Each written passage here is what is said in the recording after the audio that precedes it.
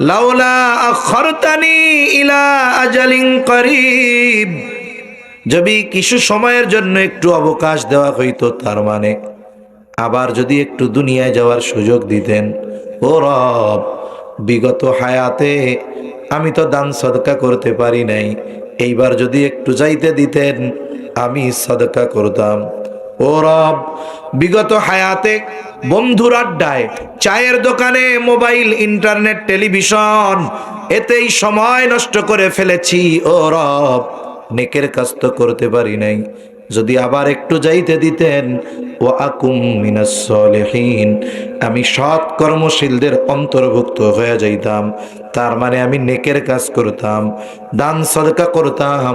বলেন তো, যত আবেগ দরদ নিয়ে ফরিয়াদ করুক না কেন, আল্লাহ তাআলা একটা সেকেন্ডের জন্য দুনিয়ায় আসতে দিবে নাকি?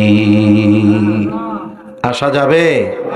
যেই হায়াতের জন্য ফরিয়াদ করবে মানুষ মরার পর, সেই হায়াত আমাদের আছে না নাই? বাইচা আছেন? জোরে কন্যা, বাইচা আছেন? তাহলে তো হায়াত আছে। বলেন, যেই হায়াতের জন্য মানুষ ওই সময় ফরিয়াদ করবে মরার পর, সেই হায়াত আমাদের আছে না নাই? আছে, কিন্তু দাম বুঝতেছি না কেন। এখন আছে এই জন্য, দাম বুঝবো কখন? থাকবে না যখন, কিন্তু তখন করার কিছু থাকবে না। 4 নম্বর, নবীজি বলেন ওয়াতাযহারাল ফিতান, এখানে মূল উদ্দেশ্য হলো দাজ্জালের ফিতনা।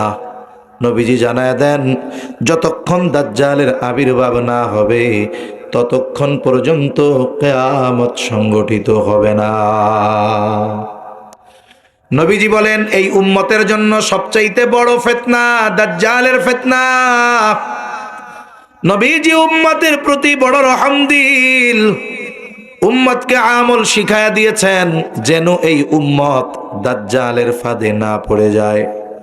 নবীজি জানায় দেন, যে জুমার দিন সূরা কাহাফ তিলাওয়াত করবে, আল্লাহ তাআলা ওই ব্যক্তিকে দাজ্জালের ফিতনা থেকে হেফাজত করবে। অনেকে বলতে পারেন, হুজুর সারা হায়াতে সূরা কাহাফ 12 পৃষ্ঠার মতো প্রায়, তাই না? 12 পৃষ্ঠা, গোটা হায়াতে 12 পৃষ্ঠা কোরআন শরীফই পড়ি নেই। আপনি আমারে কইতেছেন জুমার দিন এই সূরা কাহাফ পড়তে, তাহলে আপনার জন্য আছে শর্ট কোর্স। নবীজি আর এক হাদিসের মধ্যে বলেন, যেই ব্যক্তি সূরা কাহাফের 10 আয়াত মুখস্থ করবে, তিলাওয়াত করবে জুমার দিন, নবীজি বলেন আল্লাহ তাআলা ওই ব্যক্তিকে দাজ্জালের ফিতনা থেকে হেফাজত করবে। এখন 10 আয়াত মুখস্থ নাই, কোরআন শরীফ দেখাও পড়তে পারি না, কি করবেন? আপনার মসজিদের ইমাম সাহেবকে গিয়ে যদি বলেন, হুজুর যেই ফিতনার জামানা, নবীজি তো আমল শিখাইছে জুমার দিন সূরা কাহাফের, এখন তো কোরআন শরীফ দেখাও পড়তে পারি না, মুখস্থ নাই, কমপক্ষে আপনি আমাদের সূরা কাহাফের 10টা আয়াত একটু তিলাওয়াত করে শোনান। বাংলাদেশের কোন ইমাম আছে যে মুসল্লি যদি অনুরোধ করে ওই ইমাম বলবে যে না আমি শোনাইতে পারবো না, বেতন বাড়ান না কেন? কোন ইমাম সাহেব বলবে এটা? ইমাম সাহেব স্বতঃস্ফূর্ত ভাবে তিলাওয়াত করে শোনাবে আর মনে মনে খুশি হবে, দেখছো আমার মুসল্লিদের আমলের তারাক্কি, আমলের আগ্রহ। ইমাম সাহেবের দিল আরো খুশি হয়ে যাবে, আগ্রহের সাথে শোনাবে। এখন আপনি শুনবেন প্রতি জুমায়, দেখা গেল কয়েক জুমা শুনতে শুনতে ওইটা মুখস্থ হয়ে যাবে। অথবা কমপক্ষে এখন ছোট মোবাইলগুলোর মধ্যেও রেকর্ডিং করা যায়। আপনি যদি একজন হাফেজ সাহেবরে বলেন যে সূরা কাহাফের এই 10 আয়াত একটু আমারে তিলাওয়াত করে রেকর্ড করে দাও, ও রেকর্ড করে দিল। দৈনিক 100 বার শুনেন আপনি, একটা সময় মুখস্থ হবে কি হবে না? মুখস্থ হয়ে যাবে। এই আমলটার ব্যাপারে আমাদের বুজুর্গানে দিন কত গুরুত্ব দিছে জানেন? বুজুর্গানে দিন বলেন, এই আমলটা শ্বাস প্রশ্বাস বেঁচে থাকার জন্য যেমন জরুরি, এই আমলটাকে ওই রকম জরুরি মনে করা। কেন? বলে দাজ্জাল হঠাৎ করে আসবে না, দাজ্জাল আগমনের আগে, দাজ্জাল আগমনের ক্ষেত্র আর প্রেক্ষাপট তৈরি করার লক্ষ্যে দাজ্জাল আগমনের আগেও বড় বড় ফিতনা আসবে। সাধারণ মানুষ ওইটারে নেক মনে করবে, অথচ ওইটা ফিতনা। বুজুর্গানে দিন বলেন, যেই আমল দাজ্জালের মতো বড় ফিতনা থেকে আমলকারীকে হেফাজত করে, যদি দাজ্জাল আগমনের আগে ওই আমল কেউ ধারাবাহিকভাবে করে, দাজ্জাল আগমনের আগে যত ফিতনা আসবে আশা করা যায় আল্লাহ তাআলা এই আমলকারীকে ওই সময়ের ফিতনা থেকে হেফাজত করবে। আমল করব তো ইনশাআল্লাহ, করব তো ইনশাআল্লাহ। কারা কারা করব? দুসা করি। নারায়ে তাকবীর, নারায়ে তাকবীর। মাশাআল্লাহ, হাত নামাই। করব, এটা জরুরি। আপনি করলে কি আমার লাভ? জোরে বলেন না। প্রথম লাভ কার? আপনার লাভ হইলে আমার কিছু হইতে পারে, নাইলে হবে না। আসল লাভ যেটা, এটা আমল, আপনার লাভ বেশি। এজন্য আজকে থেকে ওই যে শ্বাস প্রশ্বাস যেমন জরুরি, ওই আমলটাকে জরুরি মনে করব। বিশেষ করে জুমার দিন সূরা কাহাফ কমপক্ষে 10 আয়াত, যদি অসুবিধা না থাকে পুরাটা পড়ব, সাথে সাথে বেশি বেশি দুরূদ পড়ব। কোন ইনশাআল্লাহ। আল্লাহ আমল করার তৌফিক দেন। বুজুর্গানে দিন বলেন, এই আমলে দিলের চক্ষু খুলে যায়। ফিতনা সব সময় খুব সুরাত নিয়ে আসে। ফিতনা কি সুরাতে আসে বলেন তো? ভালো সুরাতে, সুন্দর দেখা যায়, কিন্তু ওর ভেতরে কি ওটা তো চোখ দিয়ে দেখা যাবে না। কিন্তু আল্লাহ যদি আমলের বদৌলতে দিলের চোখ খুলে দেয়, ওর চর্মচক্ষু দেখবে উপরে ফিটফাট, দিলের চোখ বলবে না দোস্ত, ভিতরে সদরঘাট। করব তো আমল ইনশাআল্লাহ। 5 নম্বর নবীজি বলেন, ওয়াতাকসুরাজ জালাজিলু ওয়া ইয়াতাকারাবাজ জামান ওয়া তাকসুরাল হারজ। নবীজি সাল্লাল্লাহু আলাইহি ওয়াসাল্লাম 5 নম্বরে বলেন, ওয়া তাকসুরাল হারজ, কিয়ামতের আগে হারজ, হত্যাকাণ্ড বাড়বে। সাহাবায়ে কেরাম জিজ্ঞাসা করে, ইয়া রাসূলুল্লাহ, আমরা প্রতি বছর যুদ্ধের ময়দানে হাজার হাজার মুশরিকদের হত্যা করি, এটাও কি হারজ? নবীজি বলেন, না না, হারজ হলো প্রতিবেশী প্রতিবেশীকে হত্যা করবে, চাচা ভাতিজাকে হত্যা করবে। তার মানে মুসলিম কর্তৃক কাফেরদের, কাফের কর্তৃক মুসলমানদের হত্যাকাণ্ড নয়, বরং এই হত্যাকাণ্ড মুসলমানদের নিজেদের মধ্যে সংগঠিত হবে। আলাইহিস সালাম নবীজি সাল্লাল্লাহু আলাইহি ওয়াসাল্লামকে বেশ কয়েকটি প্রশ্ন করেছেন, নবীজি জবাব দিয়েছেন। জবাবের পর আবার এই উত্তরের সত্যায়ন করেছেন প্রশ্নকারী জিবরাইল আলাইহিস সালাম। 1 নম্বরে নবীজিকে প্রশ্ন করলেন, আখবিরনি আনিল ইসলাম, আপনি আমাকে ইসলামের ব্যাপারে খবর দেন, ইসলামের ব্যাপারে বলেন, ইসলাম কি জিনিস। নবীজি যেই জবাব দিয়েছেন আশা করি সবার জানা আছে। যদি জানা থাকে জবান খুলে একটু বললেন, বলেন তো ইসলামের বুনিয়াদ, ইসলামের ভিত্তি কয়টা? আরো জোরে বলেন না, কয়টা? নবীজি এই 5টি বিষয়ের কথা বললেন। 2 নম্বরে প্রশ্ন করা হলো, আখবিরনি আনিল ঈমান, আপনি আমাকে ঈমানের ব্যাপারে বলেন, ঈমান কি জিনিস। নবীজি সাল্লাল্লাহু আলাইহি ওয়াসাল্লাম এই প্রশ্নের জবাব দিলেন, আপনাদের যদি জানা থাকে জবান খুলে বললেন, বলেন তো ঈমানের ভিত্তি কয়টা?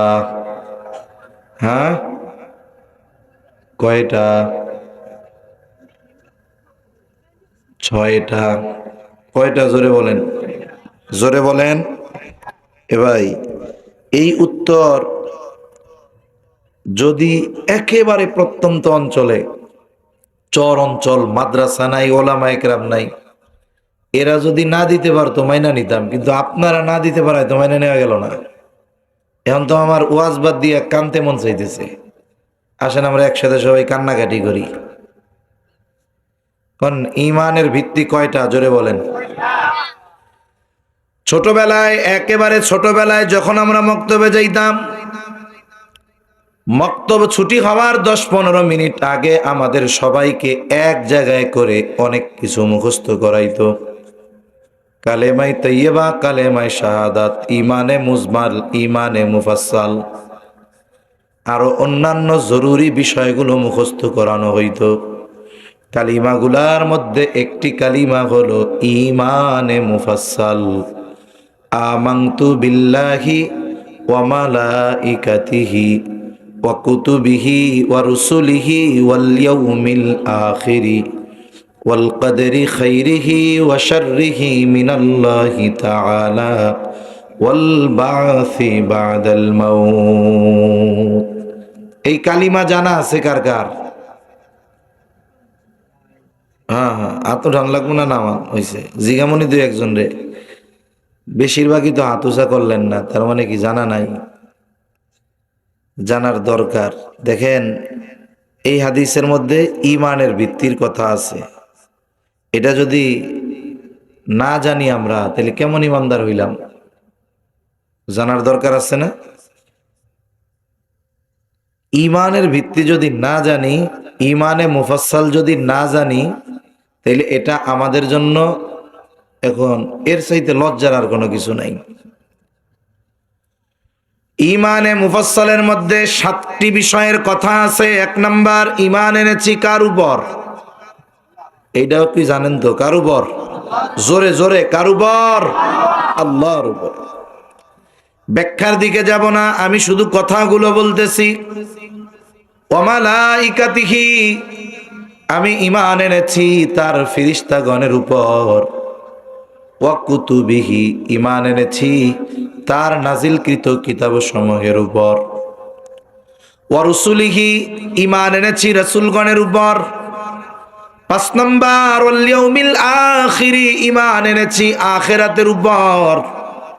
6 নাম্বার, ওয়াল কদরি খাইরিহি ওয়া শাররিহি মিনাল্লাহি তাআলা, ঈমান এনেছি যে তাকদীরের ভালো মন্দ সব কার তরফ থেকে হয়? আরো জোরে বলেন, কার থেকে? 7 নাম্বার, ওয়াল বা'সি বা'দাল মাউত, আমি ঈমান এনেছি মৃত্যুর পরে পুনরায় জীবিত হওয়ার উপর। কথা 7টা, কিন্তু মূলত 6টা। মরার পরে যে আবার জীবিত হব, এটা কি দুনিয়ায় না আখেরাতে? জোরে বলেন, কোথায়? তাইলে আখেরাতের উপরে ঈমান আনার ঘোষণা আগে দিছি, তার মানে মরার পরে জীবিত হওয়া এটা আখেরাতের অংশ। এই হিসাবে এই 2টা মিলে হলো 2 in 1, 1-এর মধ্যে 2। এই 2টা মিলে হলো 1, আর বাকি হলো 5। এইবার জবান খুলে আওয়াজ করে বলেন, ঈমানের ভিত্তি কয়টা? মনে থাকবে তো? 6টা। 6টা কয়টা? এই 6-এর মধ্যে একটা 7 আছে, কিন্তু হাদিসে উল্লেখ আসছে 6টা। এর ব্যাখ্যায় আসছে যে আমরা যে ঈমানে মুফাসসালে 7টা পড়ছি, তখন এই ব্যাখ্যায় মুহাদ্দিসিনে কেরাম এইরকম কথাটাই বলছেন যে এই 2টা 1 আর বাকি 5, সব মিলাইয়া মোট ঈমানের ভিত্তি কয়টা? 6টা। নবীজি এই 6টি বিষয়ের কথা বললেন। এরপরে নবীজিকে প্রশ্ন করা হলো, আখবিরনি আনিল ইহসান, আপনি আমাকে ইহসানের ব্যাপারে বলেন, ইহসান কি জিনিস? নবীজি সাল্লাল্লাহু আলাইহি ওয়াসাল্লাম বলেন, আন তা'বুদাল্লাহা কাআন্নাকা তারাহ ফাইন লাম তাকুন তারাহু ফাইন্নাহু ইয়ারাকা।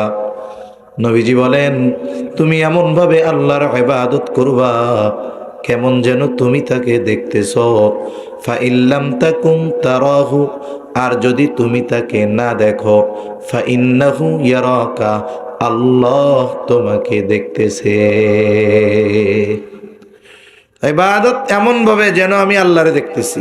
আচ্ছা, আমি আল্লাহরে দেখি না, এই হালত আমার নাই বা অবস্থা নাই, তা আল্লাহ যে আমাকে দেখে এ ব্যাপারে কোনো সন্দেহ আছে? আল্লাহ তাআলা শুধু আলোতে দেখে, আধারে দেখে না।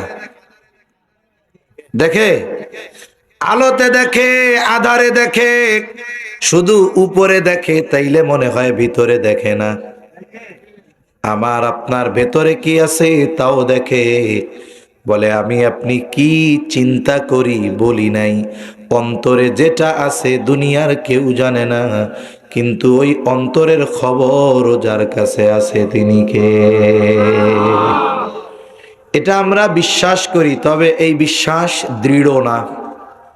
যদি বিশ্বাস সুদৃঢ় থাকতো তাইলে আমাদের লোকচক্ষুর আড়ালের চরিত্র, আধারের চরিত্র আর আলোর চরিত্র একরকম হয়ে যেত, ঠিক কিনা বলেন? কিন্তু মানুষের চরিত্র দিনে একরকম, রাতের বেলা আর একরকম। দিনের বেলায় তিনি গরিবের বন্ধু, রাতের বেলায় দাও নিয়া কুদাল নিয়া নামছে রাস্তায় মানুষরে ডাকাতি করিয়া টেয়া পয়সা কেড়ে নেওয়ার জন্য। আছে না এরকম অনেক? এরপরে নবীজি সাল্লাল্লাহু আলাইহি ওয়াসাল্লামকে জিবরাইল আলাইহিস সালাম জিজ্ঞাসা করেন, আখবিরনি আনিস সাআহ, আপনি আমাকে কিয়ামতের ব্যাপারে বলেন। উদ্দেশ্য হলো কিয়ামত কখন হবে। নবীজি সাল্লাল্লাহু আলাইহি ওয়াসাল্লাম এই প্রশ্নের জবাবে বলেন, মাল মাসউলু আনহা বিআলামা মিনাস সাইল।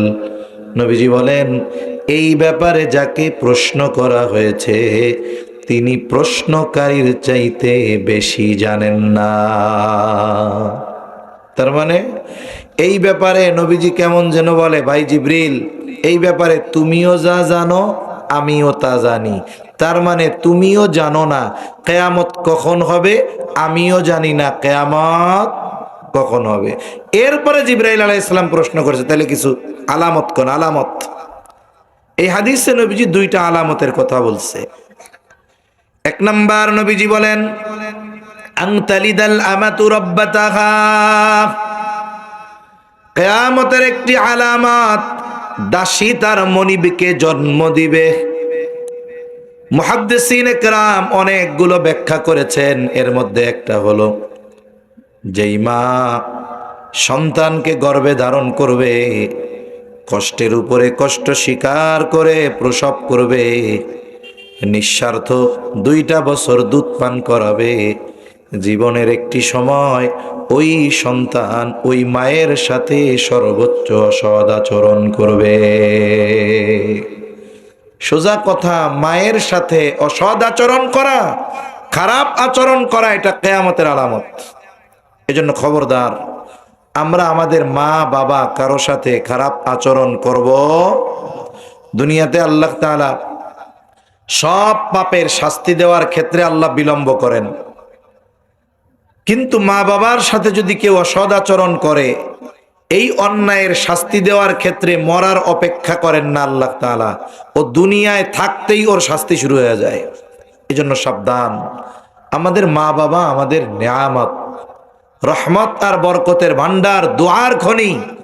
খবরদার, এই মা বাবার সাথে আমরা খারাপ আচরণ করব না। এই হাদিসটা বলার উদ্দেশ্য হলো যে কিয়ামত কখন হবে জিবরাইল আলাইহিস সালামও জানে না, নবীজিও জানেন না। ফেরেশতাদের সর্দার জিবরাইল যেহেতু জানে না, আর কোনো ফেরেশতাই জানে না। মানব জাতির সবচাইতে উত্তম আর শ্রেষ্ঠ মানব মুহাম্মাদুর রাসূলুল্লাহ যেহেতু জানে না, তাইলে পৃথিবীর আর কোন মানব কিয়ামত কখন হবে এটা জানে।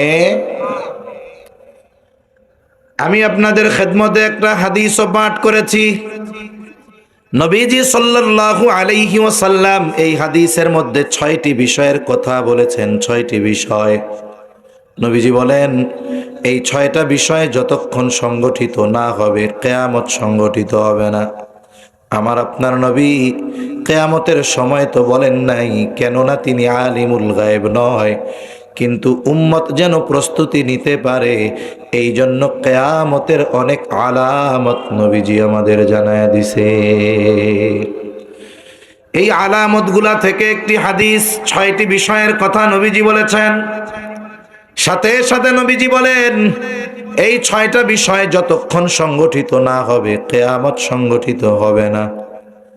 عن أبي هريرة رضي الله تعالى عنه قال قال رسول الله صلى الله عليه وسلم লা তাকুমুস সাআতু হাত্তা ইউকবাদাল ইলম। এক নাম্বার, নবীজি সাল্লাল্লাহু আলাইহি ওয়াসাল্লাম বলেন, কিয়ামত ততক্ষণ সংগঠিত হবে না যতক্ষণ না ইলম উঠিয়ে না নেওয়া হবে। তার মানে কিয়ামতের আগে আল্লাহ তাআলা ইলম উঠিয়ে নিবেন। কিয়ামতের আগে আল্লাহ ইলম উঠায় নিবেন। এই কথাটা অনেক মানুষ না বুঝে বলে কিয়ামতের আগে আল্লাহ তাআলা কোরআন হাদিস উঠায় নিয়ে যাবে, কিন্তু বিষয়টা এমন নয়। বরং কোরআনও থাকবে, হাদিসও থাকবে, কিন্তু কোরআন হাদিস এটা যদিও ইলমের উৎস, তবে আল্লাহ তাআলা ইলমের হেফাজত করেন ভিন্ন মাধ্যমে। আমাদের অঞ্চলে ছোটবেলায় শুনতাম যে এক রাত্রে আল্লাহ কোরআন হাদিসের সব লেখা উঠায় নিয়ে যাবে, এক রাত্রে সব হাফেজ কোরআন ভুলে যাবে, মুফতি সাহেব মাসালা ভুলে যাবে, এরপরে এক রাত্রে কোরআন হাদিসের সব লেখাও আল্লাহ উঠায় নিবে। মানুষ আগে গল্পে কইতো, এই যে এই কথাটারে বলতো তাদের ভাষায়, কোরআন হাদিস আল্লাহ উঠায় নিবে। কেমনে নিবে? বলে লেখা টেখা সব উঠা যাবে এক রাত্রিতে, কোরআন হাদিসের পাতা সব সাদা হয়ে যাবে। অথচ নবীজি বলেন না, কোরআনও থাকবে, হাদিসও থাকবে, কিন্তু ইলম থাকবে না। এটা কেমনে? قال رسول الله صلى الله عليه وسلم إن الله لا يقبض العلم انتزاعا ينتزعه من العباد। নবীজি সাল্লাল্লাহু আলাইহি ওয়াসাল্লাম বলেন, আল্লাহ তাআলা একসাথে তার বান্দার অন্তর থেকে ইলম উঠায়া নেন না, নিবেন না। এমনটা হবে না হাফেজে কোরআনরা এক রাত্রিতে কোরআন ভুলে যাবে, এমনটাও হবে না মুফতি সাহেবরা সব মাসলা মাসাইল ভুলে যাবে, এমনটা হবে না শাইখুল হাদিসরা সব হাদিস ভুলে যাবে। তাইলে ইলম আল্লাহ কিভাবে উঠায় নিবে? নবীজি বলেন, ওয়ালাকিন ইয়াকবিদুল ইলমা বিকবদিল উলামা, বরং আল্লাহ তাআলা আলেমদেরকে উঠিয়ে নেওয়ার মাধ্যমে ইলম উঠায় নিয়ে যাবে। সমকালীন সময়, কাছাকাছি সময় যেই সমস্ত উলামা হযরত আমাদের থেকে বিদায় নিয়েছেন, শাইখুল ইসলাম আল্লামা শাহ আহমদ শফি রহমাতুল্লাহি আলাইহি, মুজাহিদে মিল্লাত জুনাইদ বাবু নগরী রহমাতুল্লাহি আলাইহি, মুফতি আব্দুস সালাম চটগামী রহমাতুল্লাহি আলাইহি, আরো তো কতজন বিদায় নিয়েছেন আপনাদের জানা। শাইখুল ইসলাম দুনিয়া থেকে চলে গেছে, জুনাইদ বাবুনগরী রহমাতুল্লাহি আলাইহি চলে গেছে। বলেন তো, ওনাদের ইন্তেকালের পর ওনারা বেঁচে থাকতে যেই জিম্মাদারি ছিল, দায়িত্ব ছিল, পদ ছিল, সেই পদ দায়িত্বের জায়গা পূর্ণ হয়েছে কি হয় নাই? আর একজন দায়িত্ব পাইছে না, আব্দুস সালাম চটগামী রহমাতুল্লাহি আলাইহি চলে গেছে। বলে উনি প্রধান মুফতি, এখন আর একজন প্রধান মুফতি আছে না হাটহাজারীতে? মুহতামিম সাহেব শাইখুল ইসলাম দুনিয়া থেকে চলে গেছে, ওনার পরে আর একজন হইছে, তিনিও ইন্তেকাল করছে, আর একজন ইন্তেকাল করছে। এরপরে এখন আমাদের আর এক হজরত আছে।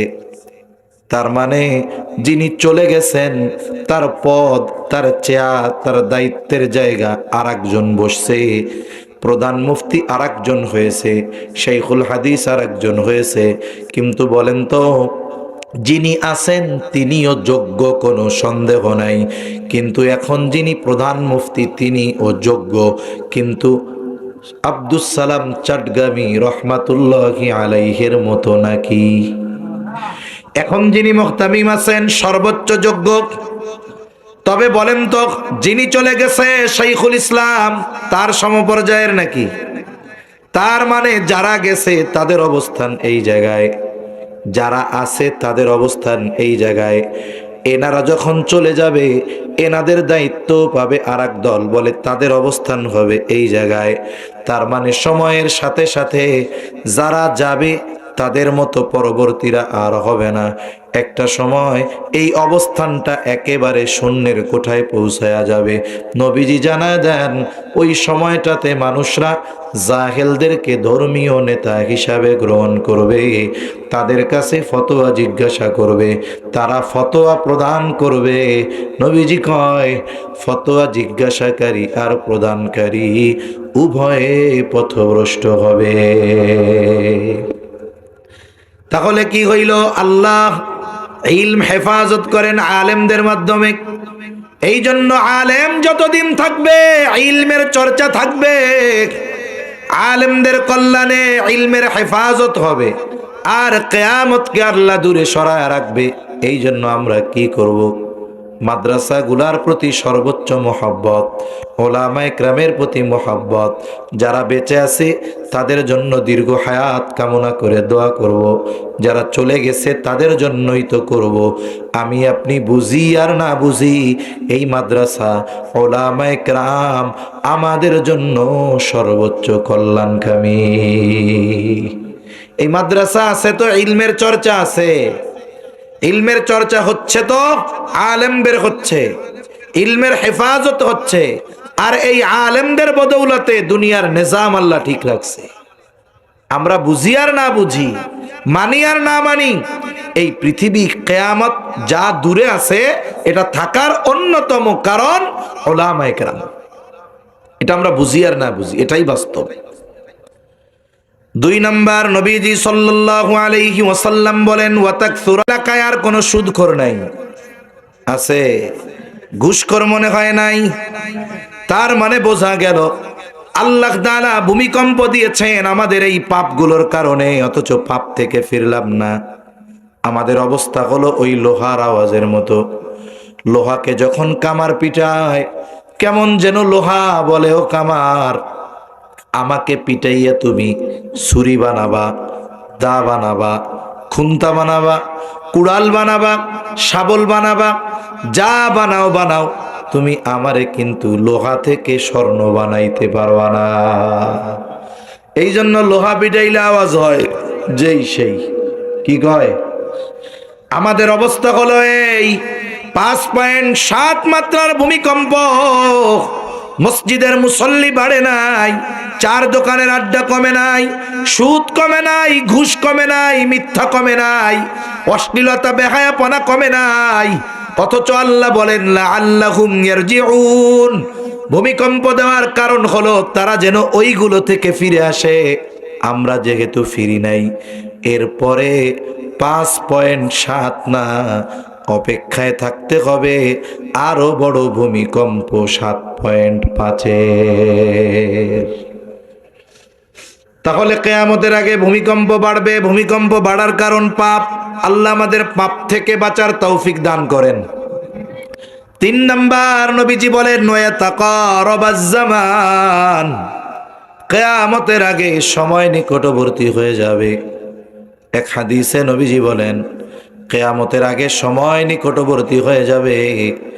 1 যুগ 12 বছর, এই 1 যুগ 1 বছরের মতো মনে হবে, 1 বছরকে 1 মাসের মতো মনে হবে, মাসকে সপ্তাহের মতো মনে হবে, সপ্তাহকে দিনের মতো মনে হবে, দিনকে ঘন্টার মতো মনে হবে, ঘন্টাকে মিনিটের মতো মনে হবে, মিনিটকে সেকেন্ডের মতো মনে হবে। তাহলে কি হবে? মুহাদ্দিসিনে কেরাম বলেন মূল কথা হলো সময় থেকে আল্লাহ বরকত নিয়ে যাবে, সময় বরকত শূন্য হয়ে যাবে। সব কিছুর মধ্যেই বরকত দরকার, যদি বরকত না থাকে ওইটা দ্রুততার সাথে ফুরিয়ে যায়। যেই অর্থে বরকত নাই, অনেক হলেও কাজে লাগে কম। একজনের 1,00,000 টাকা বরকতহীন, আর একজনের 10,000 টাকা বরকতওয়ালা। ওই বরকতহীন 1,00,000 টাকার চাইতে বরকতওয়ালা 10,000 টাকা দিয়ে ফায়দা বেশি পাওয়া যাবে। সময় থেকে বরকত উঠে যায়। কেমনে ওঠে? বলে পাপাচারের কারণে। মুফতি তকি উসমানী দামাত বারকাতুহুমুল আলিয়া হযরত সময়ের মূল্যায়ন নিয়ে বয়ান করতে গিয়ে বলেন, সময় হলো এমন এক জিনিস মানুষ নেক আমলের মাধ্যমে সময়কে প্রলম্বিত করতে পারে, আবার মানুষ যখন অহেতুক আর গুনার কাজে লিপ্ত হয়ে যায় তখন সময় থেকে বরকত চলে যায়। কেমনে হয় এইটা?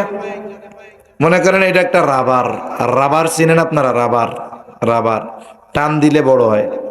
মনে করেন এটা 10 ইঞ্চি রাবার, আমি টান দিয়ে এটারে বানায় ফেললাম 100 ইঞ্চি। 100 ইঞ্চি, এই যে টান দিলাম 100 ইঞ্চি হইল 10 ইঞ্চি থেকে। বলেন তো এই টান দিয়ে 100 ইঞ্চি হওয়ার পর এটা স্বর্ণ হবে না রূপা হবে? এনারা সন্দেহ করতেছে কেউ কেউ যে হুজুরে কইছে স্বর্ণ হবে না রূপা হবে, তাহলে কি কয়? এটা রাবারই থাকবে, ঠিক না? তাহলে বলেন টান দিলাম 100 ইঞ্চি, কি হইছে?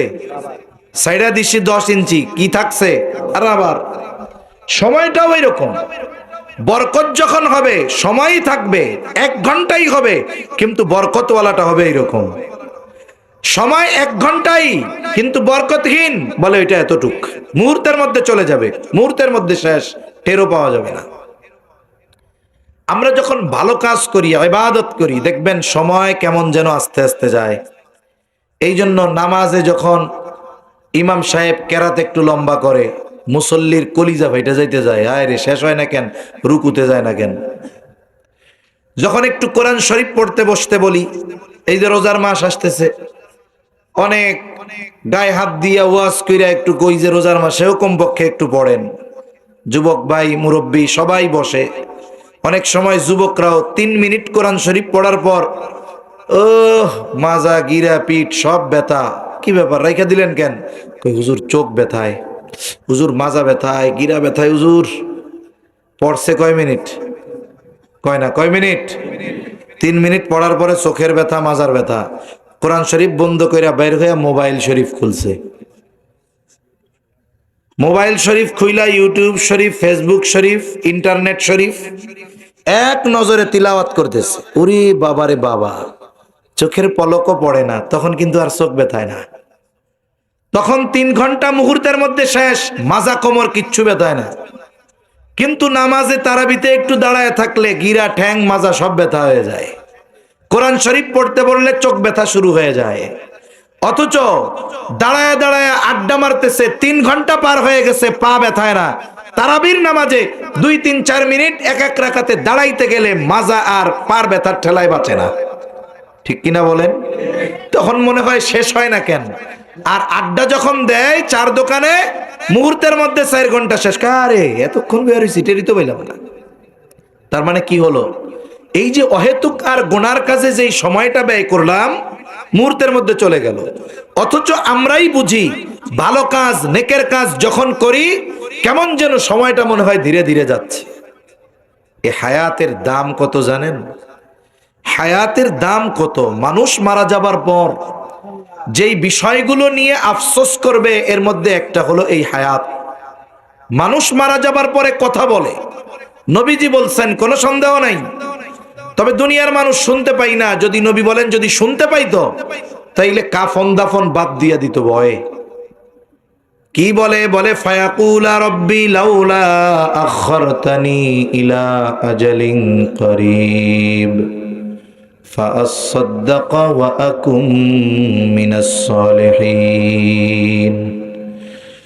মারা যাওয়ার পর দুনিয়ায় যারা সম্পদ ছিল, দুনিয়ার হায়াতে সাদকা করে নাই, দুনিয়ার হায়াতে ওই হায়াত নেক কাজে অতিবাহিত করে নাই, ওই লোকগুলো বলবে, ও রব লাউলা আখরতানি ইলা আজালিন করিব, যদি কিছু সময়ের জন্য একটু অবকাশ দেওয়া হইতো, তার মানে আবার যদি একটু দুনিয়ায় যাওয়ার সুযোগ দিতেন। ও রব, বিগত হায়াতে আমি তো দান সদকা করতে পারি নাই, এইবার যদি একটু যাইতে দিতেন আমি সদকা করতাম। ও রব, বিগত হায়াতে বন্ধুর আড্ডায়, চায়ের দোকানে, মোবাইল, ইন্টারনেট, টেলিভিশন, এতেই সময় নষ্ট করে ফেলেছি। ও রব, নেকের কাজ তো করতে পারি নাই, যদি আবার একটু যাইতে দিতেন, ওয়া আকুম মিনাস সালিহিন, আমি সৎ কর্মশীলদের অন্তর্ভুক্ত হয়ে যাইতাম। তার মানে আমি নেকের কাজ করতাম, দান সদকা করতাম। বলেন তো, যত আবেগ দরদ নিয়ে ফরিয়াদ করুক না কেন, আল্লাহ তাআলা একটা সেকেন্ডের জন্য দুনিয়ায় আসতে দিবে নাকি? আসা যাবে? যেই হায়াতের জন্য ফরিয়াদ করবে মানুষ মরার পর, সেই হায়াত আমাদের আছে না নাই? বাইচা আছেন? জোরে কন্যা, বাইচা আছেন? তাহলে তো হায়াত আছে। বলেন, যেই হায়াতের জন্য মানুষ ওই সময় ফরিয়াদ করবে মরার পর, সেই হায়াত আমাদের আছে না নাই? আছে, কিন্তু দাম বুঝতেছি না কেন। এখন আছে এই জন্য। দাম বুঝবো কখন? থাকবে না যখন, কিন্তু তখন করার কিছু থাকবে না। হায়াত কেমন দামি! এই পৃথিবীর সব সম্পদ দিয়ে, যত সম্পদ আছে, খনিজ সম্পদ, স্বর্ণ টর্ণ যা বলেন, যদি কারো হায়াত ফুরায়া যায়, সারা পৃথিবীর সব সম্পদ দিয়ে একটা সেকেন্ড হায়াত কেনা যাবে? জোরে বলেন, কেনা যাবে? তাহলে বলেন তো, সারা পৃথিবীর সব সম্পদের দাম বেশি না হায়াতের দাম বেশি? যদি হায়াত থাকে সম্পদ উপার্জন করা যাবে, কিন্তু সম্পদ থাকলে হায়াত কেনা যায়? এই পৃথিবীতে যে হাজার হাজার কোটি টাকার মালিক, ওই ব্যক্তিও টাকা খরচ করার সময় ভাবে, দোকানে গিয়ে দোকানদারের কাছ থেকে একটা পানির বোতল কিনছে 15 বা 20 টাকা দাম, গায়ে লেখা। দোকানদার জানে এই লোকটা 1000 কোটি টাকার মালিক।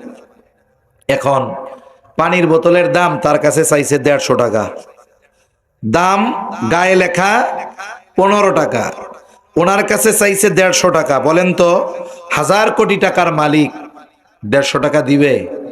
উল্টা ধমক দিয়া বলবে, এই মিয়া, মগের মুল্লুক পাইছো? হ্যাঁ, 15 টাকার পানি 150 টাকা চাইতেছো। দোকানদার যদি তখন বলে, আপনি তো হাজার হাজার কোটি টাকার মালিক, তা 15 টাকার পানি 150 টাকা দিয়ে কিনলে কি বা হবে আপনার? তখন বলবে, এত পাকনামি করো না, যা দাম তাই রাখো। তার মানে কি হলো? ওই 1000 কোটি টাকার মালিক, যার 100-150 টাকা এইটা কোনো ব্যাপারই না, সে কোনো জিনিস কেনার সময় হিসাব করে কিনে, ব্যয় করার সময় টাকা হিসাব করে ব্যয় করে। অথচ ওই 1000 কোটি টাকার চাইতে আমার আপনার হায়াতের দাম বেশি, অথচ ব্যয় করার সময় আমি আপনি হিসাব করি না। কোথায় ব্যয় করে? বলে ফেসবুকের আড্ডায়, বল খেলায়, মোবাইল টিপায়, ইউটিউব, ফেসবুকে, এই সব জায়গায় সময় ব্যয় করতেছে। অথচ এই সব জায়গায় সময় ব্যয় করে কোনো প্রফিট বেনিফিট আসতেছে না, শুধু শুধু নষ্ট হইতেছে। এজন্য হায়াত খরচ করে, সময় হিসাব করে ব্যয় করব। যে আমি 1 ঘন্টা সময় যে এখানে বসলাম, আমার কিছু আসতে হবে। আমি 1 ঘন্টা সময় যে দিলাম, কমপক্ষে আমার জাগতিক কিছু বৈধ কল্যাণ আসতে হবে। কিন্তু যারা বেহুদা ঘন্টার পর ঘন্টা ফেসবুক টিপতেছে, বলেন তো, আখেরাতের অনেক ফায়দা, দুনিয়ার ফায়দা? তাহলে দুনিয়ারও নাই, আখেরাতও নাই, আখেরাতেরও নাই। তাইলে এই ধরনের হায়াত যারা নষ্ট করতেছে, এদের চাইতে বোকা বলদ আর কেউ। এজন্য অহেতুক আর গুনার কাজে হায়াত সংকীর্ণ হয়ে যায়, বরকত শূন্য হয়ে যায়। আমরা যদি নেকের কাজ করি, দেখবেন হায়াত যদি অল্প হয়, ওই অল্প হায়াতে আল্লাহ তাআলা বরকত দান করবে। 4 নম্বর, নবীজি বলেন ওয়াতাযহারাল ফিতান। এখানে মূল উদ্দেশ্য হলো দাজ্জালের ফিতনা। নবীজি জানায় দেন, যতক্ষণ দাজ্জালের আবির্ভাব না হবে, ততক্ষণ পর্যন্ত কিয়ামত সংগঠিত হবে না। নবীজি বলেন, এই উম্মতের জন্য সবচাইতে বড় ফিতনা দাজ্জালের ফিতনা। নবীজি উম্মতের প্রতি বড় রহমদিল, উম্মতকে আমল শিখায়া দিয়েছেন যেন এই উম্মত দাজ্জালের ফাঁদে না পড়ে যায়। নবীজি জানায় দেন, যে জুমার দিন সূরা কাহাফ তিলাওয়াত করবে, আল্লাহ তাআলা ওই ব্যক্তিকে দাজ্জালের ফিতনা থেকে হেফাজত করবে। অনেকে বলতে পারেন, হুজুর সারা হায়াতে সূরা কাহাফ 12 পৃষ্ঠার মতো প্রায়, তাই না? 12 পৃষ্ঠা, গোটা হায়াতে 12 পৃষ্ঠা কোরআন শরীফই পড়ি নেই। আপনি আমারে কইতেছেন জুমার দিন এই সূরা কাহাফ পড়তে? তাহলে আপনার জন্য আছে শর্ট কোর্স। নবীজি আর এক হাদিসের মধ্যে বলেন, যেই ব্যক্তি সূরা কাহাফের 10 আয়াত মুখস্থ করবে, তিলাওয়াত করবে জুমার দিন, নবীজি বলেন আল্লাহ তাআলা ওই ব্যক্তিকে দাজ্জালের ফিতনা থেকে হেফাজত করবে। এখন 10 আয়াতও মুখস্থ নাই, কোরআন শরীফ দেখাও পড়তে পারি না, কি করবেন? আপনার মসজিদের ইমাম সাহেবকে গিয়ে যদি বলেন, হুজুর যেই ফিতনার জামানা, নবীজি তো আমল শিখাইছে জুমার দিন সূরা কাহাফের, এখন তো কোরআন শরীফ দেখাও পড়তে পারি না, মুখস্থও নাই, কমপক্ষে আপনি আমাদের সূরা কাহাফের 10টা আয়াত একটু তিলাওয়াত করে শোনান। বাংলাদেশের কোন ইমাম আছে যে মুসল্লি যদি অনুরোধ করে ওই ইমাম বলবে যে না আমি শোনাইতে পারবো না, বেতন বাড়ান না কেন?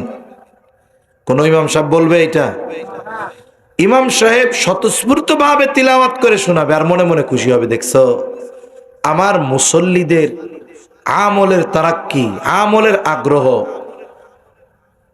ইমাম সাহেবের দিল আরো খুশি হয়ে যাবে, আগ্রহের সাথে শোনাবে।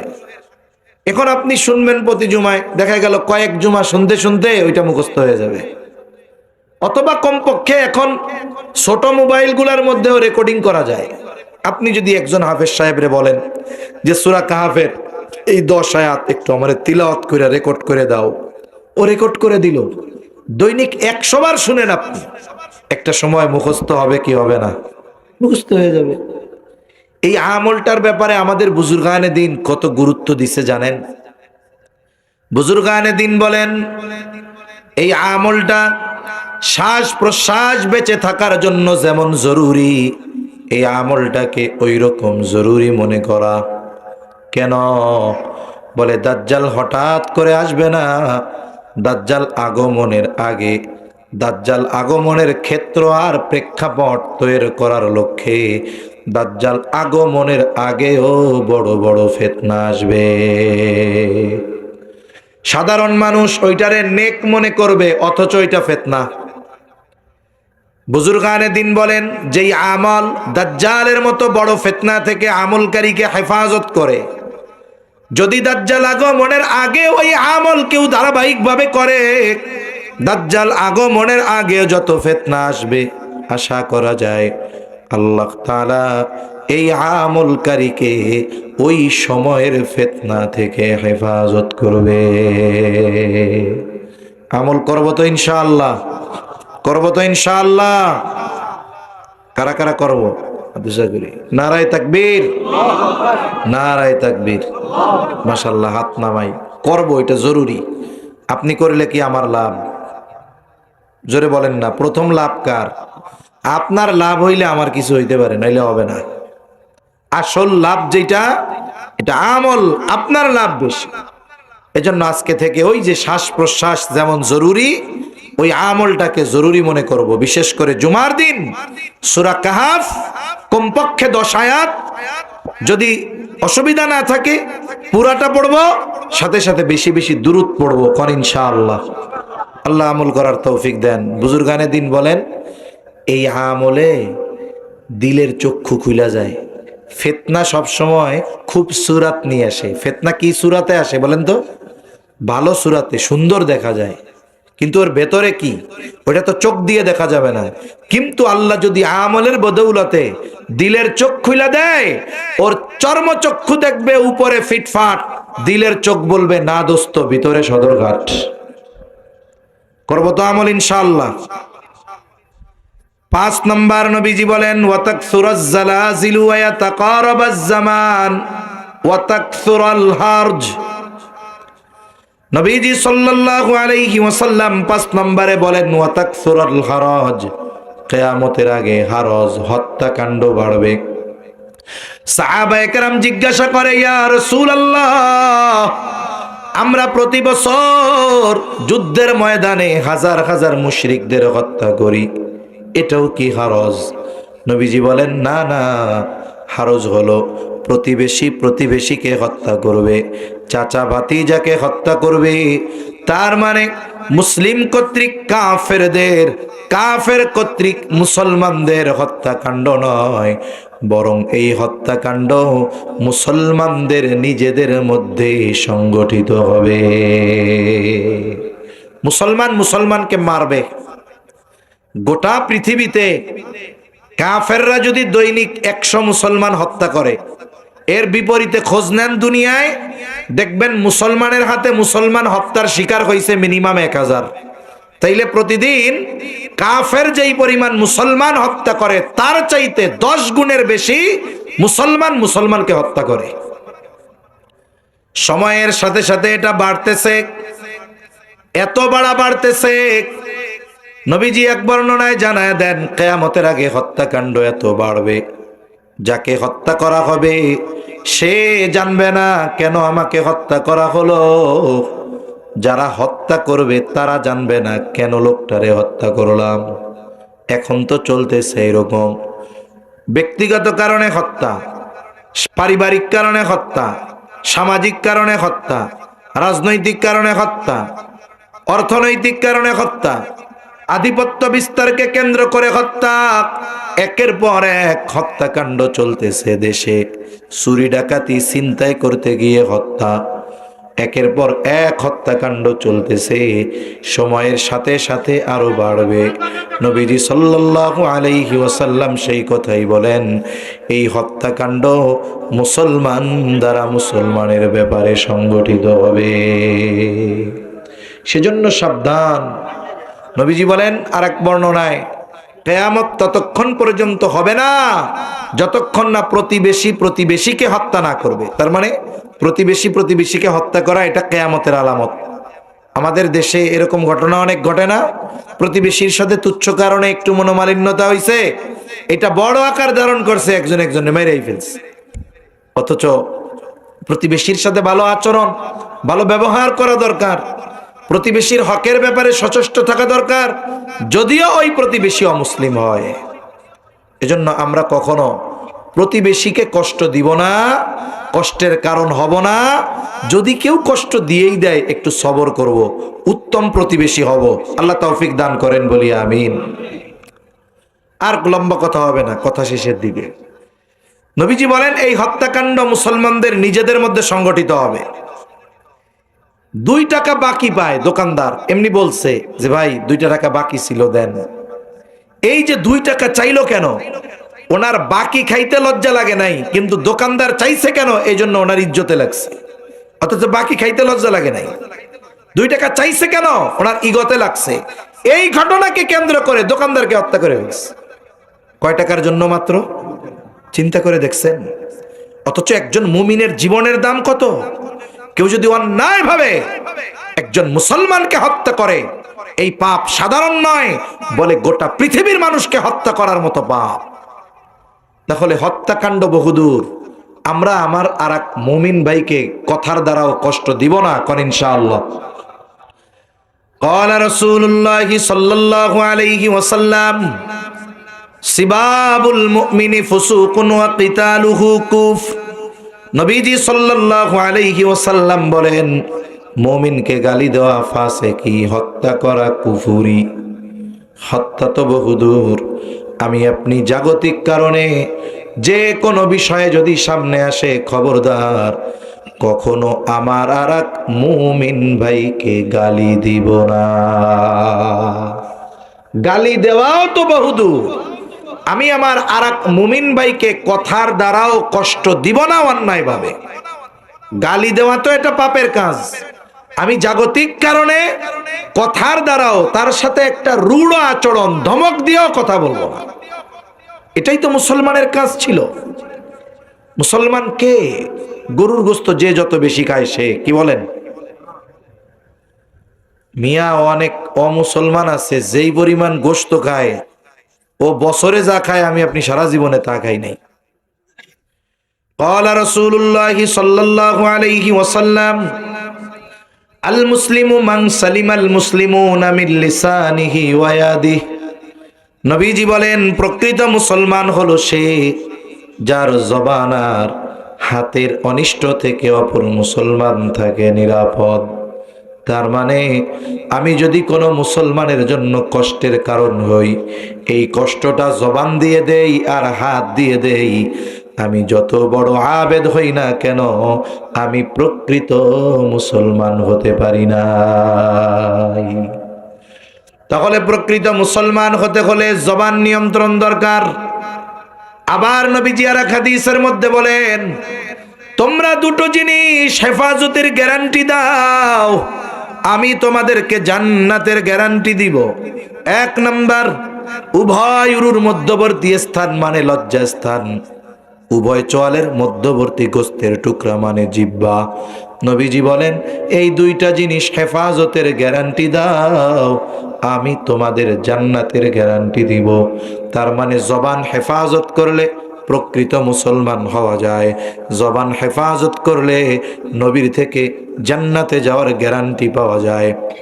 জবান হেফাজতে প্রকৃত মুসলমান হওয়া যায়। আর আল্লাহ বলেন, ওয়ালা তামুতুন্না ইল্লা ওয়া আনতুম মুসলিমুন, তোমরা মুসলমান না হয়ে মরো না। আর নবীজি বলেন, জবান এবং হাতকে নিয়ন্ত্রণ করো, মুসলমান হইবা, জান্নাতে যাওয়ার গ্যারান্টি পেয়ে যাইবা। জবান হেফাজত করবো তো ইনশাআল্লাহ। শুনুন, আল্লাহর কাছে প্রিয় উত্তম বান্দা শুধু ইবাদতের মাধ্যমে হওয়া যায় না, আচরণের মাধ্যমে উত্তম বান্দা হওয়া যায়। নবীজির কাছে দুইজন মহিলার খবর আসছে। একজনের ব্যাপারে বলা হলো, ইয়া রাসূলুল্লাহ, এই মহিলা এমন কোনো আমল নাই যে সেটা সে করে না। ফরজ ওয়াজিব সুন্নাতে মুআক্কাদা সব আছে, আওয়াবিন ইশরাক চাষ তাহাজ্জুদ সব আছে, কোরআন তেলাওয়াত জিকির আজকার সব আছে। তার মানে জাগ্রত অবস্থায় অধিকাংশ সময় তার ইবাদতে কাটে। কিন্তু সমস্যা, সে তার প্রতিবেশীর সাথে একটু খারাপ ব্যবহার করে। আর একজন মহিলা তার আমল যা না করলে নয় এর বেশি সে করে না। ফরজ ওয়াজিব সুন্নাতে মুআক্কাদা, না নফল নামাজ নফল রোজা কিছুই নাই, কিন্তু সে প্রতিবেশীর সাথে ভালো আচরণ করে। কে উত্তম? নবীজি বলেন, যেই মহিলা ভালো আচরণ করে ওই মহিলা উত্তম।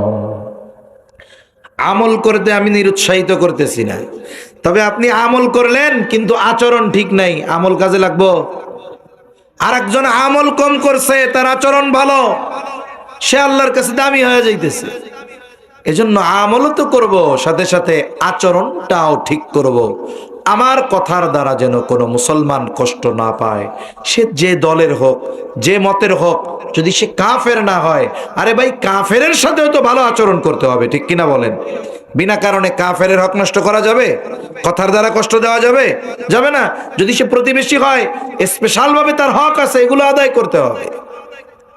আমরা যদি এই জবানটা নিয়ন্ত্রণ করতে পারি, তাহলে দেখবেন সমাজে সংগঠিত 70% ঝগড়া বিবাদ মুহূর্তের মধ্যে শেষ হয়ে যাবে।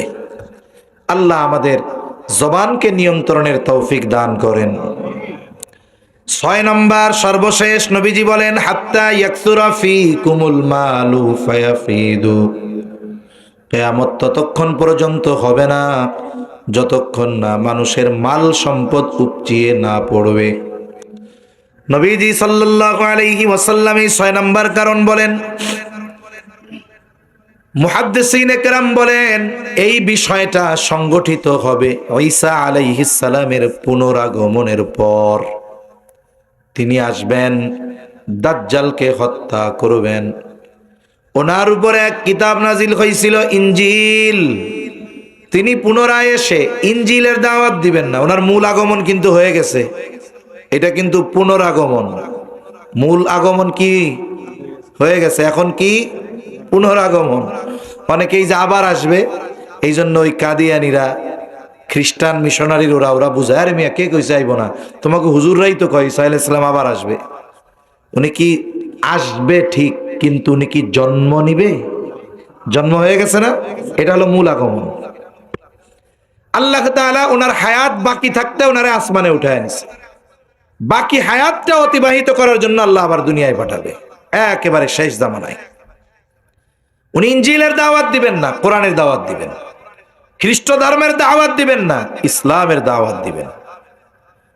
গোটা পৃথিবীর আনাচে কানাচে ইসলাম পৌঁছায়া যাবে। মানুষেরা ইমানদার মুত্তাকি হয়ে যাবে। আর আল্লাহর ওয়াদা, ওয়ালাউ আন্না আহলাল কুরা আমানু ওয়াত্তাকাউ লাফাতাহনা আলাইহিম বারাকাতিম মিনাস সামাই ওয়াল আরদ। আল্লাহ তাআলা বলেন, যদিও এই জনপদের অধিবাসীরা ঈমান আনে আর মুত্তাকি হয়ে যায়, অবশ্যই অবশ্যই তাদের জন্য আমি আসমান জমিনের বরকতের দরজাগুলো খুলে দিব। ওই সময়টাতে এত পরিমাণ বরকত হবে, মানুষের সম্পদ এত হবে, সম্পদ উপচায় পড়বে।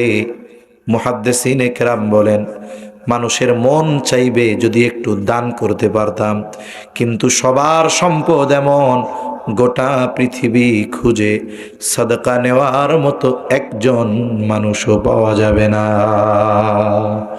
নবীজি বলেন, এই 6টা বিষয় যতক্ষণ সংগঠিত না হবে ততক্ষণ কিয়ামত হবে না। এবার আসেন, এই যে কথাগুলো শুনলাম, বাড়ি কি নিয়ে যাব? 1 নাম্বার, কিয়ামতের আগে আল্লাহ ইলম উঠায়া নিবে। ইলম থাকবে কতদিন? বলে আলেম থাকবে যতদিন। তাহলে আলেম কোথায় হয়? বলে মাদ্রাসায়। এই জন্য মাদ্রাসা আর উলামা ইকরামের সাথে সম্পর্ক রাখবো তো ইনশাআল্লাহ।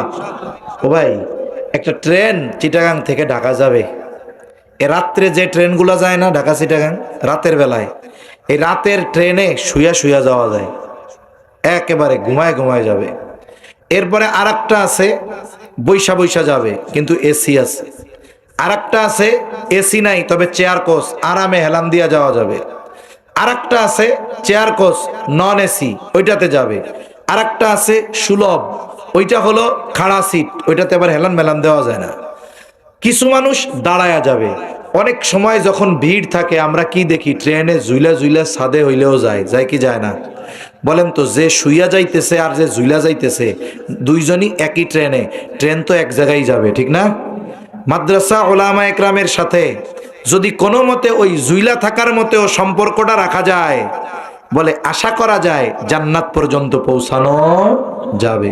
এজন্য মাদ্রাসা উলামা ইকরামের সাথে সম্পর্ক রাখবো তো। ও ভাই, কোনো কাজের দরকার নাই, কোনো কাজ নাই আপনার, এমনিই মাঝে মধ্যে গিয়া মাদ্রাসার মধ্যে ঢুকবেন, একটু দেখবেন মাদ্রাসার দেয়ালগুলো, ছাত্ররা পড়তেছে একটু দেখবেন, হেফজখানার পাশে একটু বসবেন, ঘুরা ফিরা সুন্দর মতো চলে আসবেন। সপ্তাহে 2 একবার যান, দেখবেন ওই দৃশ্য দেখতে দেখতে মাদ্রাসার প্রতি একটা মহব্বত তৈরি হয়ে গেছে। আপনি তো বাড়ি অনেক ভালো মন্দ খান, একটু মাদ্রাসায় যাবেন, খাওয়ার সময় ওরা একটু কি খায় একটু দেখবেন তাইলে আলেমদের প্রতি মহব্বত তৈরি হয়ে যাবে সময়ের সাথে সাথে। তাহলে 1 নাম্বার কাজ, মাদ্রাসার উলামা ইকরামের সাথে সম্পর্ক সুদৃঢ়ভাবে রাখা। 2 নাম্বার, সকল ধরনের পাপ থেকে প্রত্যাবর্তন করা। 3 নাম্বার, সময়কে হিসাব করে খরচ করা। সময় সবচেয়ে দামি নেয়ামতগুলোর মধ্যে একটা, হায়াত মূল্যবান সম্পদ, হিসাব করে খরচ করব, গুনার কাজ আর অহেতুক কাজে হায়াত বা সময় নষ্ট করব না। 4 নাম্বার, সূরা কাহফের আমল করব। 5 নাম্বার, কোনো মুসলমান ভাইকে কষ্ট দিব না। 6 নাম্বার, একটা সময় তো আসবে মানুষ সামর্থ্য থাকলেও সাদকা করতে পারবে না, কিন্তু এখন আমি চেষ্টা করব দৈনিক অল্প কিছু হলেও দান সাদকা করায় অভ্যস্ত হওয়া, কারণ ছোট ছোট সাদকা বড় বড় বিপদ থেকে বাঁচার কারণ হতে পারে। এই শিক্ষাগুলোর উপরে আমল করব তো ইনশাআল্লাহ। আল্লাহ তাআলা আমাদের সকলকে তৌফিক দান করেন। আরো জোরে বলি আমিন।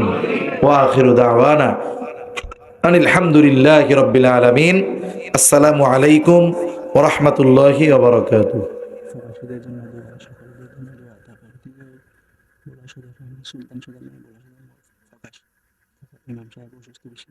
আচ্ছা, সবাই সবার জন্য দোয়া করব। ভাই অনেকের জন্য দোয়ার কথা বললেন, সবার ব্যাপারে খবর যিনি জানেন তিনি কে? আল্লাহর জন্য দোয়া চাওয়া হয়েছে, আল্লাহ সবার সব ধরনের সমস্যা দূর করে দেন। দুরূদ শরীফ পড়ি। আল্লাহুম্মা সাল্লি আলা মুহাম্মাদ ওয়া আলা আলি মুহাম্মাদিন কামা সাল্লাইতা আলা ইব্রাহিম ওয়া আলা আলি ইব্রাহিম ইন্নাকা হামিদুম মাজিদ। আল্লাহুম্মা বারিক আলা মুহাম্মাদিন ওয়া আলা আলি মুহাম্মাদ কামা বারাকতা আলা ইব্রাহিম ওয়া আলা আলি ইব্রাহিম ইন্নাকা হামিদুম মাজিদ। আচ্ছা, দোয়ার পরে সবাই বসবেন। আপনাদের জন্য একটু মেহমানদারির ব্যবস্থা আছে। এখন যারা বাহিরেও দাঁড়ায় আছেন তারাও ভেতরে চলে আসেন।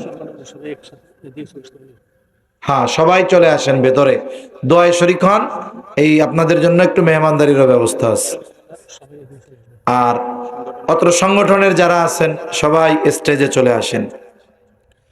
আলহামদুলিল্লাহি রাব্বিল আলামিন ওয়াল আকিবাতু লিল মুত্তাকিন ওয়াসসালাতু ওয়াসসালামু আলা খায়রি খালকিহি মুহাম্মাদিন ওয়া আলা আলিহি ওয়া আসহাবিহি আজমাইন। রব্বানা যালামনা আনফুসানা ওয়া ইল্লাম তাগফির লানা ওয়া তারহামনা লানাকুনান্না মিনাল খাসিরিন। রব্বানা আতিনা ফিদ দুনিয়া হাসানাতাও ওয়া ফিল আখিরাতি হাসানাহ وقنا عذاب النار ربنا لا تزغ قلوبنا بعد إذ هديتنا وهب لنا من لدنك رحمة إنك أنت الوهاب وأفوض أمري إلى الله إن الله بصير بالعباد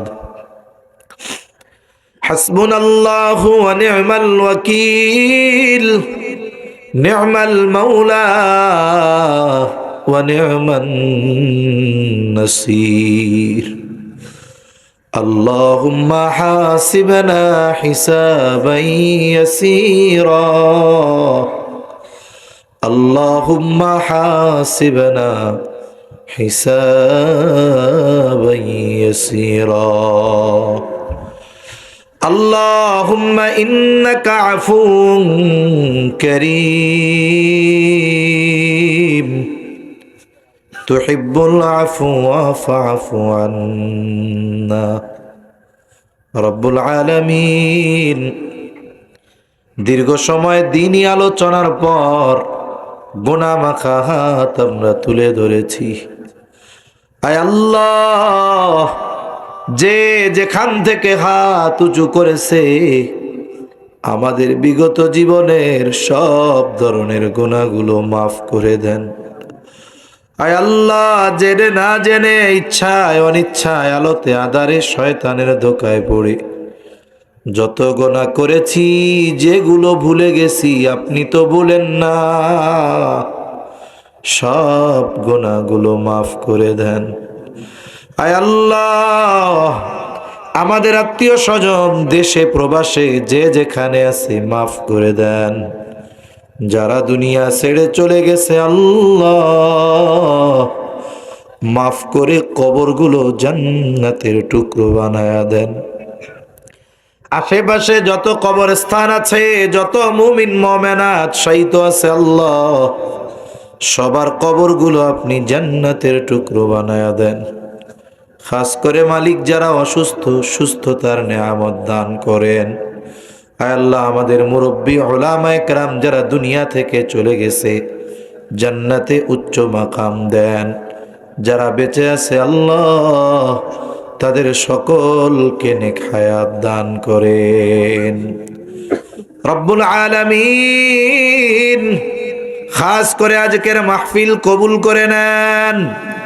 আয় আল্লাহ, আল খায়ের ইসলামী গণপাঠাগার কবুল করে নেন, সদস্যদের কবুল করে নেন। খাস করে মালিক তাদের জন্য, মাহফিলের জন্য, সংগঠনের জন্য যে যেভাবে দেশ ও প্রবাস হতে সহযোগিতা করে আল্লাহ সকলের সকল প্রকার সাহায্য সহযোগিতা আপনি কবুল আর মঞ্জুর করে নেন। মাহফিল এলাকার হেদায়েতের জরিয়া বানায় দেন। আয় আল্লাহ, তাদের এই পাঠাগারের জন্য যত কিছুর প্রয়োজনীয়তা আছে আপনি ব্যবস্থা করে দেন। খাস করে অনেক প্রবাসী ভাইয়েরা দোয়া চেয়েছে, মালিক প্রবাসে যারা আছে ভালো রাখেন, সুস্থ রাখেন, ঈমান আমলের সাথে রাখেন, সুস্থতা ও স্বাবলম্বিতার সাথে পুনরায় দেশে ফিরে আসার তৌফিক দিয়ে দেন। আয় আল্লাহ, খাস করে তামাম দুনিয়ার মুসলমানদের জানমাল আপনি হেফাজত করেন রব্বুল আলামিন। যেখানেই মুসলমানেরা মাজলুম আপনি তাদের জন্য সাহায্যকারী হয়ে যান। আমাদের একে অপরের প্রতি হৃদ্রতা ভালোবাসা বাড়ায়া দেন। লোভ হিংসা অহংকার মুক্ত হৃদয় আল্লাহ দান করেন রব্বুল আলামিন। খাস করে যারা অভাবী আছে অভাব দূর করে দেন, ঋণগ্রস্তের ঋণ পরিশোধের তৌফিক দেন, বেকার যারা আছে হালাল কর্মসংস্থানের ব্যবস্থা করে দেন, বরকতময় প্রশস্ত রিজিক দেন আল্লাহ। হারাম থেকে বেঁচে থাকার তৌফিক ও হিম্মত দান করেন রব্বুল আলামিন। খাস করে আমরা যারা হাত উঁচু করেছি, আমাদের মধ্যে হয়তো অনেকের মা নাই, অনেকের হয়তো বাবা নাই।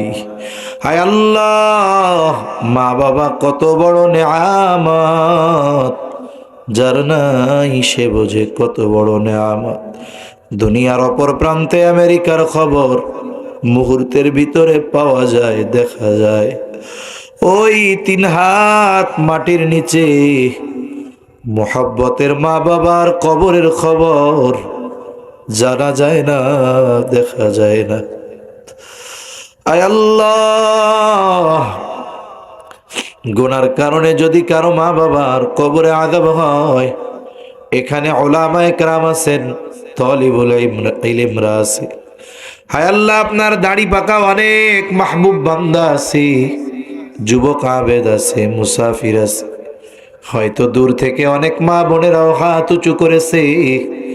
যাকে পছন্দ, যার আমল পছন্দ, তার আমলের ওসিলায় ওই মা বাবার কবরের আযাব আল্লাহ মাফ করে দেন। কবরগুলো জান্নাতের টুকরো বানায় দেন। কিয়ামতের দিন হিসাব সহজ করে জান্নাতের ব্যবস্থা করে দিয়েন। যাদের মা বাবা বেঁচে আছে, সুস্থ দীর্ঘ নেক হায়াত আল্লাহ আপনি দান করেন। আয় আল্লাহ, আমাদের স্ত্রী সন্তান আমাদের জন্য চক্ষু শীতলকারী হিসাবে কবুল করে নেন। আয় আল্লাহ, যাদের সন্তান অবাধ্য আছে, সন্তানগুলাকে বাধ্য করে দেন। খাস করে যুবক, তরুণ, কিশোর যারা আছে আল্লাহ, এদেরকে আপনি দ্বীনের জন্য কবুল করে নেন।